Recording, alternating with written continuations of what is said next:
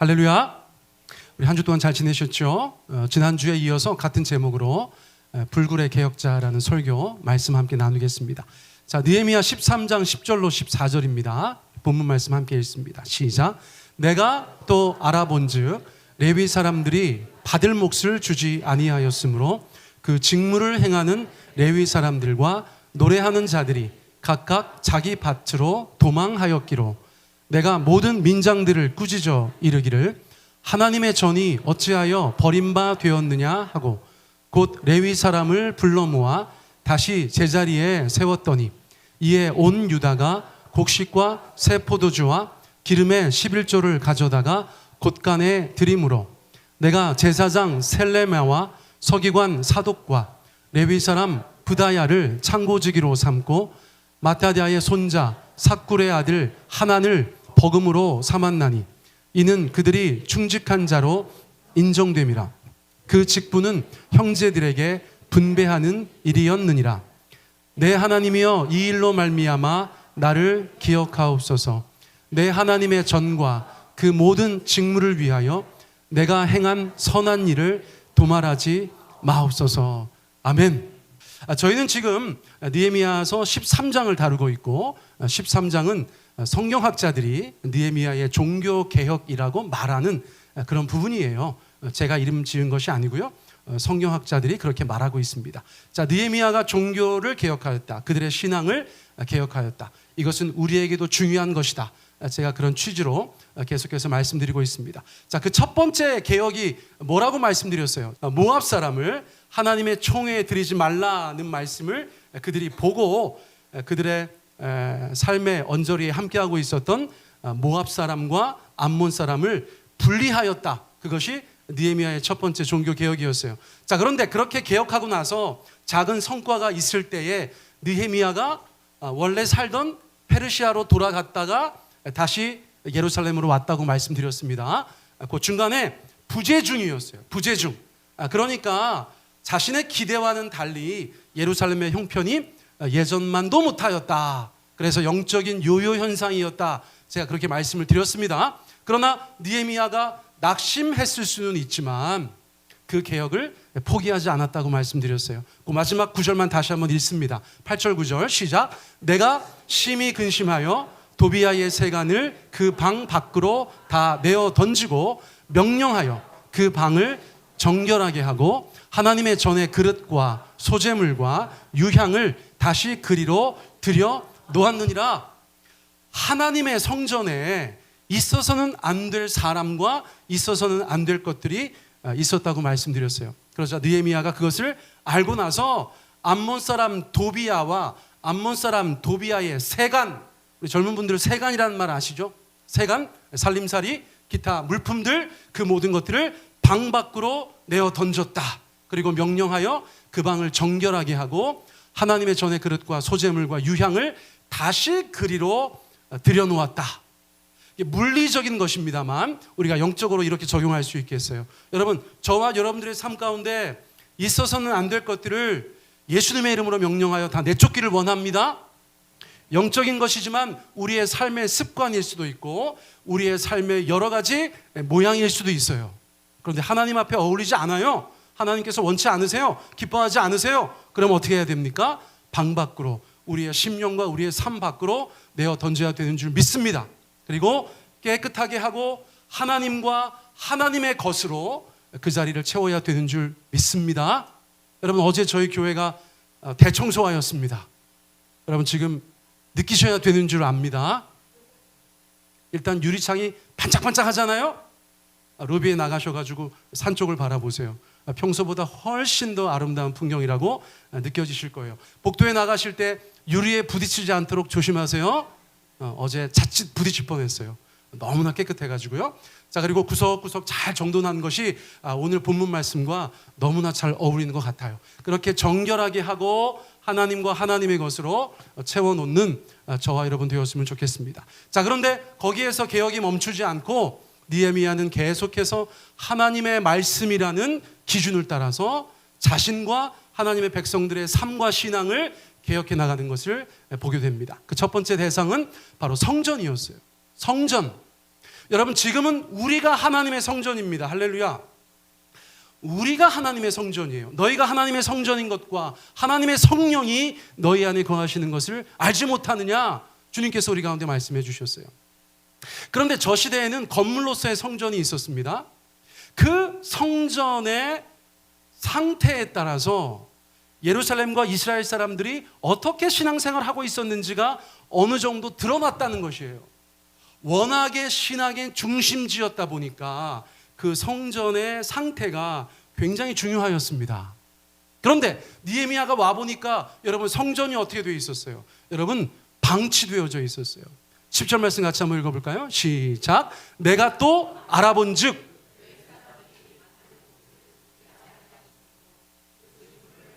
레위 사람들과 노래하는 자들이 각각 자기 밭으로 도망하였기로. 여러분, 성전을 보니까 건물은 서 있는데 뭔가 이상해요. 뭐가 이상합니까? 여러분, 많은 제사장들, 많은 레위 지파의 사람들, 많은 노래하는 사람들이 코빼기도 안 보여요. 건물은 있는데 그 안에서 하나님을 섬기고 하나님의 백성들을 섬기는 당시의 성직자들이 코빼기도 안 보여요. 어디 갔어요? 느헤미야가 알아보니까 그들의 생계를 위한 사례가 지급되지 않아서 뭐라고 되어져 있습니까? 노란 글씨만 읽어볼까요? 시작. 각각 자기 밭으로 도망하였다. 각각 자기 밭으로 도망하였다. 한참 일하시는 우리 형제님들 계신데, 여러분, 회사에서 월급이 계속 안 나와요. 상상만 하세요. 왜 인상을 쓰세요? 자, 그럼 어떻게 됩니까? 결국은 각자의 생계를 위해서 다른 곳으로 갈 수밖에 없겠죠. 지금 제사장들이나 레위 사람들이나 노래하는 사람들이 느헤미야가 성전을 새롭게 하여서 그 안에서 사명을 따라 살면서 생계를 해결하였었는데, 어느 순간부터 그런 일들이 멈추었었기 때문에 먹고 살기 위해서 각각 자기의 밭으로 도망가였다는 것입니다. 그럼 어떤 일이 벌어진 것일까요? 자, 여러분, 한번 합리적으로 추측해 보세요. 지금 느헤미야 시대의 성전에서는 어떤 일이 벌어지고 있습니까? 여러분, 헌금이 안 들어오는 거죠. 여러분, 공무원들이 만약에 월급이 안 나온다면 무슨 일이 벌어진 것입니까? 세금이 안 거치는 것이죠. 사업하는 사람이 집으로 가져간 돈이 없다면 어떤 일이 벌어진 것입니까? 사업을 통한 수익이 없는 것이죠. 여러분, 제사장과 레위인과 노래하는 자들이 사례를 받지 못하고 있다는 것은 무슨 뜻이에요? 성전으로 들어가야 할 당시에 11조가 들어가지 않는다는 것이에요. 자, 헌금 얘기 같아서 여러분들 조금 불편해하실 것 같은데 그렇지 않습니다.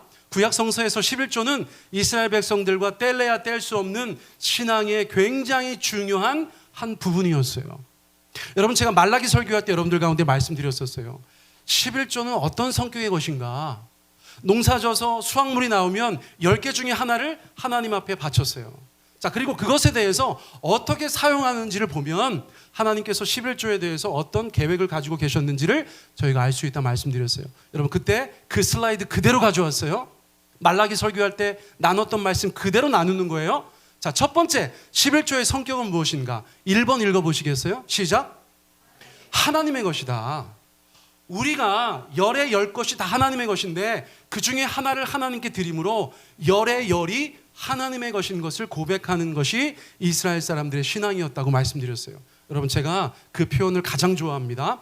일부 때 대표기도할 기회가 2주에 한 번씩 있는데 그때마다 제가 표현하는 것이 그거예요. 하나님, 우리 가운데 주신 것의 일부를 주께 드림으로 우리 가운데 주신 모든 것이 주님의 것인 것을 고백합니다. 제가 그렇게 표현합니다. 여러분, 여기에서 제가 배운 것이기 때문에 그래요. 우리가 오늘날 주님 앞에 드리는 우리의 모든 것들, 그것이 눈에 보이는 것이든 눈에 보이지 않는 것이든 그것은 내게 허락하신 하나님에 대한 우리의 신앙의 고백인 줄 믿습니다. 그러므로 이스라엘 사람들이 당시에 11조를 하지 않았다는 것은 자기들 것은 다 자기들 것이라고 생각했다는 것이죠.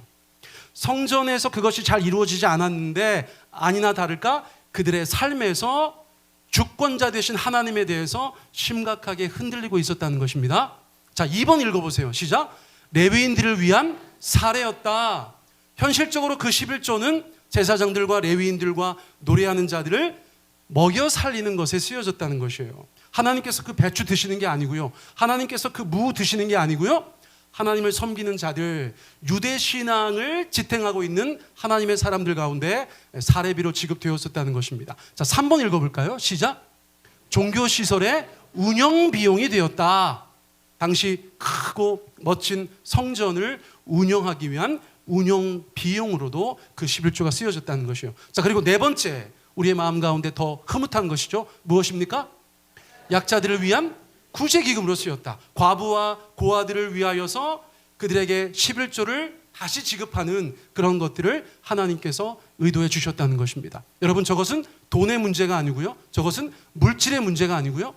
하나님께서 의도하셨던 유대 신앙에 대한 이야기다라고 저희가 볼 수 있겠다는 것이에요. 자, 오늘날도 교인들께서 헌금하십니다. 헌금하시면서 어떤 마음으로 헌금하셔야 돼요? 하나님께서 주신 것의 일부를 돌려드림으로 우리 가운데 주신 모든 것이 하나님의 것임을 고백합니다. 여러분, 그 신앙으로 헌금하셔야 되는 줄 믿습니다. 그리고 그것을 가지고 인건비도 쓰고 우리가 교회 여러 가지 것들도 운영하고 또 약자들을 위해서 우리가 장학기금도 되고 주변의 많은 사람들을 위해서 사용하는 것, 구약의 그 정신을 신약의 교회가 받아들여서 우리가 그렇게 사용하게 되는 것이죠. 여러분, 산불이 너무나 크게 났고 이제는 진화되었다고 하지만 제가 경북 의성에 사는 목사님을 알고 있는데 정말 피해가 심하다고 해요. 그래서 저희가 운영위원회에서도 몇몇 분들이 말씀하셔가지고 우리 교회가 그 산불 피해 지역에 어떤 도움을 줄까를 저희가 다음 주에 한번 논의해 보려고 합니다. 여러분, 너무 좋죠? 여러분, 그런 것이에요. 그러니까 다시 보세요. 성전의 모습을 가만히 보니까 당시에 이스라엘 사람들의 신앙을 어느 정도 짐작할 수 있겠죠?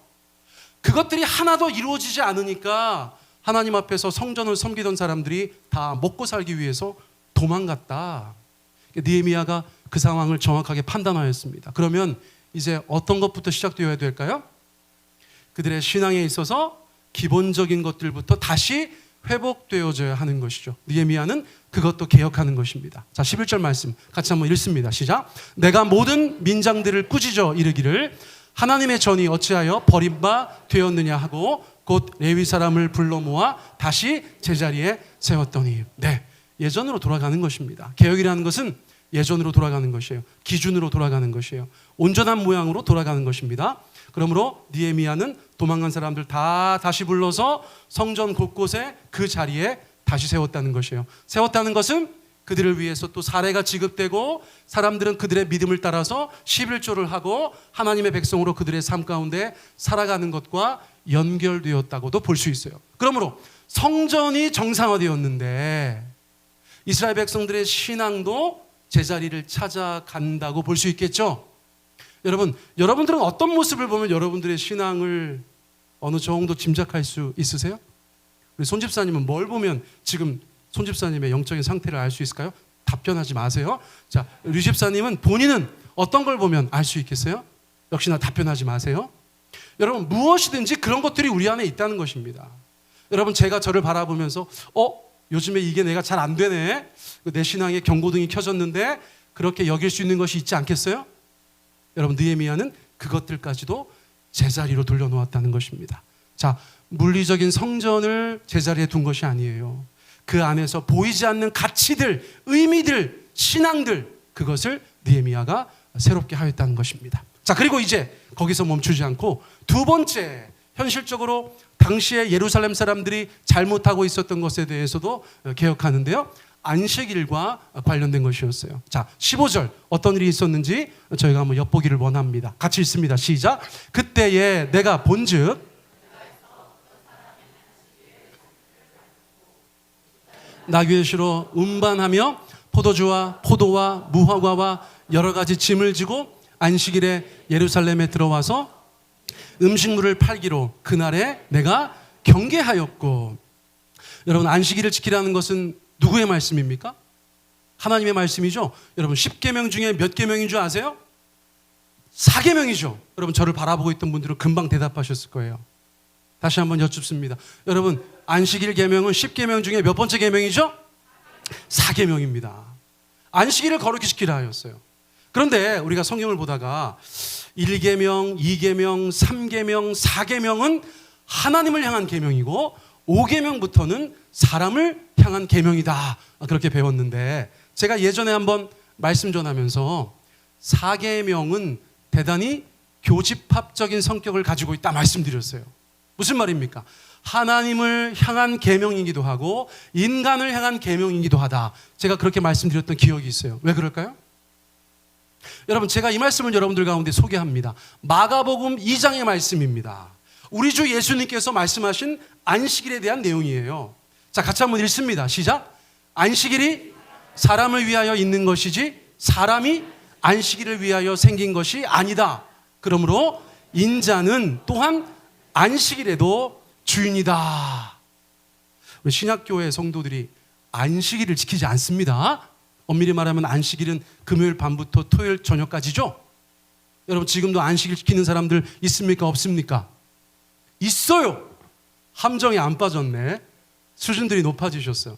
여러분, 오늘날 안식일 지키는 사람들은 다 이단이에요. 안식일을 지키는 것 때문이 아니라 안식일 지키는 사람들의 공통점이 신앙으로 잘못된 것이기 때문입니다. 여러분, 하나님의 교회라고 하는 안상홍 증인회, 여러분 안식일날 뭐예요? 기타 등등 여러 잘못된 사람들이 여전히 안식일을 지키고 있습니다. 그것이 십계명이라는 이유 때문에 그렇게 말하고 있어요. 그런데 예수님 십자가 지시고 부활하시고 승천하신 이후에 주님의 교회는 주일을 지키고 있어요. 그렇죠? 여러분, 주일은 말 그대로 어떤 날입니까? 주님의 날. 할렐루야. 주일. 할렐루야. 네. 그런데 그 전에 제가 강조하고 싶은 것은 그것이에요. 안식일 날 노동하지 말아라. 안식일 날 일하지 말아라. 그러면 여러분들, 그것이 주님이 아닌 1차적으로 우리를 위한 메시지인 것을 여러분들이 기억하시기를 바랍니다. 왜 그럴까요? 여러분, 제가 예전에 한번 가정의 달에 설교한 적이 있는데, 여러분, 주님은 우리를 그렇게 만드셨어요. 그런데 주일날 우리가 하나님 앞에 주님의 날로 구별하여 지킬 때에는 나머지 6일에 대한 열심과 성실과 충성이 있어야 되는 줄 압니다. 목사가 막 여러분들 쫓아다니면서 어떻게 생활하시는지, 어떻게 일하시는지, 남들을 어떻게 대응하시는지 알 도리가 없지만, 여러분, 성도는 주일의 모습보다 평일의 모습이 더 아름다워야 되는 분들인 줄 믿습니다. 왜 갑자기 낙심해 계세요? 왜들 갑자기 자신이 없으세요? 여러분, 훨씬 더 힘들고 어렵잖아요. 그렇죠? 그리고 나서 주일에 와서 우리 개인의 안식이 우리 교회 안에 있어야 돼요. 여러분, 저희 교회 같이 사람들 일 많이 안 시키는 교회가 어디 있어요? 있을 수도 있어요. 그러나 많지 않아요. 왜요? 여러분, 교인들 막 주일날 뺑뺑이 돌리면 평상시에 어떻게 살아갑니까? 여러분, 저희 교회는 정말 우리가 해야 될 가장 기본적인 것만 한다고 생각해요. 그리고 여러분들 주중에 나가서 세상을 열심히 사시기 바랍니다. 세상 속에서 하나님을 열심히 섬기시기 바랍니다. 사람들을 열심히 섬기시기 바랍니다. 그리고 우리 가정을 위해서도 주일이 있어야 되는 줄 믿습니다. 아빠가 일 중독이면 안 되는 줄 압니다. 엄마가 일 중독이면 안 되는 줄 믿습니다. 가정을 위한 구별된 시간이 또 주일이라고 이야기할 수 있어요. 공동체를 위한 구별된 시간도 역시나 주일이라고 말씀드릴 수 있습니다. 여러분, 실제적으로 현실적으로 세종배단위교회 교인들께서 이렇게 많이 모이셔서 함께 교제하고 예배할 수 있는 시간이 주일 외에 어디 있습니까? 새벽 기도회도 온라인에 있고 금요 기도회도 있지만 우리가 함께 모이는 날은 주일이에요. 여러분, 그러므로 이 주일은 너무나 중요한 것입니다. 여러분, 제가 청년 때는 이런 얘기를 정말 듣기 싫어했어요. 목사님들께서 주일 성수하라고. 그래서 제가 가수 김성수도 싫어했어요. 근데 세월을 지나다 보니까 여러분, 주일 성수가 참 중요합니다. 네. 여러분, 벌써 이 말 자체도 어색한 젊은이들도 계시죠? 근데 한번 따라해 보시겠어요? 주일 성수. 이게 무슨 뜻입니까? 주일을 거룩하게 지킨다는 뜻이에요. 근데 거룩히 지킨다는 게 무슨 말이에요? 월화수목금토는 막 쌍소리 하다가 주일날은 막 고상한 말 하라는 것입니까? 월화수목금토일은 건들건들 하다가 주일날은 교회 와서 점잖게 구르라는 것입니까? 거룩하다는 것은 그런 것이 아니고요. 거룩하다는 것은 무슨 뜻입니까? 여러분, 구별하는 거예요. 거룩한 건 구별하는 거예요. 하나님께서 여기 오셔서 내가 이 마이크를 구별하겠다 하면 다른 모든 것들과 차별되고 구별되고 선별되는 것이 되는 것입니다. 그런데 하나님께서 구별하신 날이 있다는 거예요. 그게 주일이에요. 신약교회 성도들에게는 그것이 주일입니다. 여러분, 제가 이 얘기를 왜 그렇게 강조해서 여러분들 가운데 드려요? 생전 이런 얘기 잘 안 했잖아요. 여러분, 이런 말이 있어요. 한번 따라해 보세요. 우리가 주일을 지키는 것이 아니라 주일이 우리를 지킨다. 여러분, 이 말의 의미를 아시겠어요? 내가 주일을 지켜요. 내가 주일을 지킵니다. 이렇게 말하고 살았어요, 우리가. 그런데 어느 날 돌아보니까 주일이 나를 지켜준 거예요. 그날을 하나님 앞에 구별하여서 내가 일을 멈추고 안식함으로 주님께서 날 지켜주셨어요. 그날 내가 세상 여러 가지 날들과 구별하여서 가족들과 함께 보내면서 우리의 가족을 주님께서 지켜주셨어요. 우리의 공동체를 주님께서 지켜주셨어요.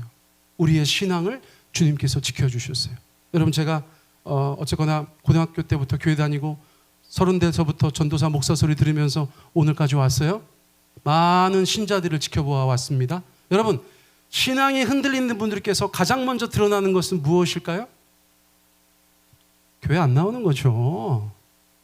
어쩜 그렇게 똑똑해. 여러분, 우리가 주일을 지킬 수 있다는 것은 그 주일이 우리를 지켜주고 있다는 이야기가 되는 것이죠. 여러분, 제가 이 얘기를 더 길게 하지는 않겠습니다만 꼭 한번 생각해 보세요. 우리 다시 한번 읽고 마치겠습니다. 시작. 우리가 주일을 지키는 것이 아니라 주일이 우리를 지킨다. 여러분, 주님께서 구별하여 지키라고 한 이 주일이, 이 주일에 있는 모든 일들이, 이 주일의 주님이신 우리 하나님께서 우리를 지켜주시기를 간절히 원합니다. 여러분, 여러분들의 주일이 안녕하시기를 축복합니다. 여러분들의 주일이 구별되시기를 축복합니다. 자, 그리고 나서 느헤미야가 이스라엘 사람들 가운데 안식일을 똑바로 지키라고 이야기를 했어요. 그러니까 이스라엘 사람들은 일단 그렇게 하겠다고 했습니다. 그런데 문제는 무엇입니까? 그동안 같이 놀던 사람들이 문제인 거예요. 안식일날 막 일하고 여기저기 상거래하고 물건도 사고 팔고 하는 모습을 보고 느헤미야가 안식일에 대해서 개혁을 하는데, 이스라엘 사람들은 알겠다고 대답을 했는데 늘 물건을 서로 주고받았던 주변의 이방 사람들이 아직도 그 분위기 파악을 못하고 계속 예루살렘에 찾아와서 물건 팔아라, 물건 사라, 그렇게 이야기하고 있는 것입니다. 그런데 어느 날 문을 안 열어줬더니 그 밑에서 자고 있었대요. 그때 느헤미야가 그들 가운데 한 말입니다. 21절 우리 같이 한번 읽습니다. 시작. 내가 그들에게 경계하여 이르기를 너희가 어찌하여 성 밑에서 자느냐, 다시 이같이 하면 내가 잡으리라 하였더니 그 후부터는 안식일에 그들이 다시 오지 아니하였느니라.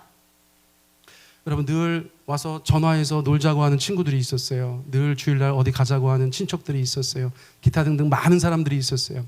이제 나는 조금 주일을 잘 지키면서 어쨌거나 그 기본의 기본을 지키려고 하는데 주변 사람들이 협조를 안 해. 여러분, 그런 경우 있으십니까? 없으십니까? 그 예전에 남보현 목사는 어떻게 했다고 그래요? 혹시 들어보셨어요? 저는 별 얘기도 안 했는데 소문 다 났어. 이제 보현이 목사 됐대. 여러분, 주일날 11시에 저한테 전화하는 사람 있어요? 없어요? 없어요. 여러분, 주일날 결혼식 오라고 하는 사람 저한테 있을까요? 없을까요? 저는 없어요. 저는 이제 봉투만 합니다. 어쨌거나 여러분, 제가 여러분들에게 목사처럼 그렇게 하라는 말씀은 아니에요. 그런데 여러분, 우리가 하나님 아버지 앞에 최소한으로 해야 될 것들은 있어야 되는 줄 압니다. 여러분, 교회라는 것이 얼마나 재밌어요? 한 번 빠지면 되게 불편합니다. 그렇죠? 여러분, 제가 평생 교회 다니기 시작하면서 더군다나 전도사 되고 목사 되고 나서 주일 예배를 안 드린 적이 딱 한 번 있어요. 비행기 타고 왔다 갔다 하다가 시차를 놓쳐가지고 예배를 못 드린 적이 한 번 있어요. 여러분, 정말 죽을 것 같더라고요. 너무너무 막 죄스럽고. 그런데 여러분, 2번 빠지고 3번 빠지면 어때요? 나중에 걷잡을 수 없습니다. 걷잡을 수 없어요. 그러니까 여러분들, 제가 늘 말씀드리잖아요. 2주 연속 빠지는 일은 가급적 피하셔야 돼요. 그게 주일에 관한 우리의 기본이에요. 2주 연속 빠지는 일은 있으시면 안 되는 거예요. 3주 연속은 있으시면 안 돼. 그건 살다가 한두 번 있으셔야 돼. 알겠죠? 4주 빠지면 교회에서 중보기도팀에서 기도하기 시작합니다. 여러분, 제가 이게 농담이 아니에요. 저희 교회가 그렇게 작동하고 있어요. 4주 빠지면 장기결석자라고 바로 이름 올리고 16명이 눈물로 기도합니다. 여러분, 그런데 주변에서 안 도와줘. 그럼 어떻게 하셔야 되냐는 거예요. 느헤미야는 어떻게 했다는 거예요? 단호하게 얘기하는 거예요. 단호하게. 니네 또 오면 잡는다 그랬다는 거예요. 우리는 이스라엘 사람들이야. 하나님의 백성들이야. 안식일을 지켜야 되는 사람들이야. 그동안은 미안했다. 우리가 그런 모습을 못 보였어. 그런데 이제는 그렇게 살기로 다시 결단했어. 여기 장사하러 오지 마라고 얘기했다는 거예요. 그런데도 못 알아듣고 그 밑에서 자고 있어요. 그러니까 느헤미야가 가가지고 엄하게 얘기했어요. 다시 이같이 하면 내가 너희를 잡겠다. 영어 성경 보니까 니네 손봐주겠다 이렇게 얘기했다는 거예요. 너희 손봐주겠다. 다시 한번 말씀드려요. 여러분, 이걸 문자적으로 어떻게 하라는 말씀이 아니라, 여러분, 우리의 삶에 우리의 그 복되고 귀한 이 신앙에 우리의 태도가 그 정도에 가까워야 되지 않겠습니까? 남들이 볼 때 쟤는 교회 다닌대. 그래? 그런데 자유로워. 이게 좋아 보이세요? 쟤는 교회 다닌대. 그래? 그러면 우리가 약속을 잡아도 좀 그럼 주일을 좀 피해야 되나? 쟤랑은 주일날 뭐 하면 안 돼. 제가 안 와. 여러분, 이게 낫지 않으시겠어요? 그래서 느헤미야는 단호했어요. 다시 이같이 하면 내가 너희를 잡겠다. 자, 모든 것이 제자리로 가는 거예요. 뭐 대단한 거 하라는 얘기가 아니잖아요. 신앙의 개혁은 모든 것을 하나님의 말씀에 따라서 제자리에 갖다 두라는 것입니다. 제자리에. 그런데 그렇게 하다 보니까 이제 마지막입니다. 여러분, 통혼에 관한 이슈가 생겼어요. 그건 뭐냐면 이스라엘 사람들은 이방인들하고 결혼하지 않았잖아요. 그런데 앞서 말씀드린 것처럼 뭐 신앙이 막 여기저기 무너져 있으니까 그냥 이방 여인들하고도 결혼하고 이방 남자들하고도 결혼했다는 거예요. 그래서 느헤미야가 이것도 좀 아닌 것 같다 해서 개혁을 하려고 하다 보니까 어떤 지경까지 가 있냐면, 우리 한번 읽어보겠습니다. 28절. 자, 시작. 대제사장 산발랏의 사위가 되었으므로 내가 쫓아내어 나를 떠나게 하였느니라. 무슨 말씀이에요?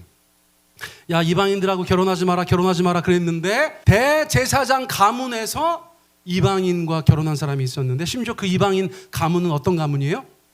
우리가 느헤미야에서 그렇게 많이 살펴보면서 이스라엘의 대적이라고 얘기했었던 호론 사람 산발랏의 집안과 결혼을 했다는 것입니다. 이건 정략적인 결혼이었겠죠? 여러분, 느헤미야가 그것을 알고 나서 얼마나 또 낙심이 됐겠어요. 이러니 이스라엘 사회가 하나님 앞에 그 신앙을 온전히 간직하기가 힘들었구나. 지도층들부터 심지어 대제사장이라고 하는 집안에서조차 하나님의 말씀을 이렇게 대놓고 불순종하며 사니까 그 사회가 제대로 될 수 있을까? 느헤미야가 생각했겠죠. 그런데 대제사장이니까 무섭잖아요. 높은 사람이잖아요. 힘 있는 사람이잖아요. 다른 사람들은 다 말씀대로 살라고 하고 그 사람들한테는 얘기를 안 했답니까? 뭐라고 했답니까? 어떻게 했답니까? 우리 노란 글씨만 읽어볼까요? 시작. 내가 쫓아내어 나를 떠나게 하였느니라. 성역이 없어요. 그 신앙의 개혁에는 성역이 없었다는 것입니다.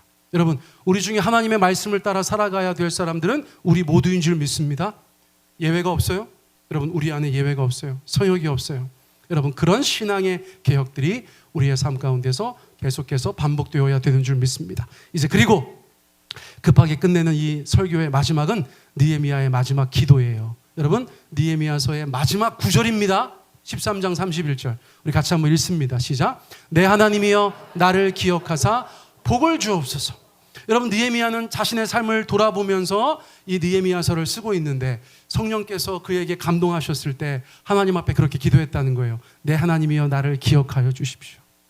여러분, 나를 기억하여 달라고, 나의 지난 삶을 기억해 달라고 하는 느헤미야는 복 있는 사람인 줄 믿습니다. 여러분, 그 인생을 잘못 살고 하나님 앞에서 죄 많은 삶을 살았으면 저렇게 기도하겠어요? 아니죠. 주여 나를 기억하지 마소서, 지난 세월을 잊어주소서. 여러분, 그렇게 하지 않겠어요? 느헤미야는 하나님 아버지 앞에 정말 성실하고 아름답고 최선을 다한 삶을 살았어요. 그 공동체를 위해서, 그 하나님의 사람들을 위해서 자신의 삶을 던지고 하나님 앞에 인정받기 원했다는 거예요. 여러분, 제가 그리고 여러분들이 우리의 삶의 마지막 자락에서 하나님, 내가 살아온 날들을 기억해 주세요. 제가 주님을 위해서 했던 일들을 기억해 주세요. 우리가 함께 주님 앞에 나아갔던 날들을 기억해 주세요.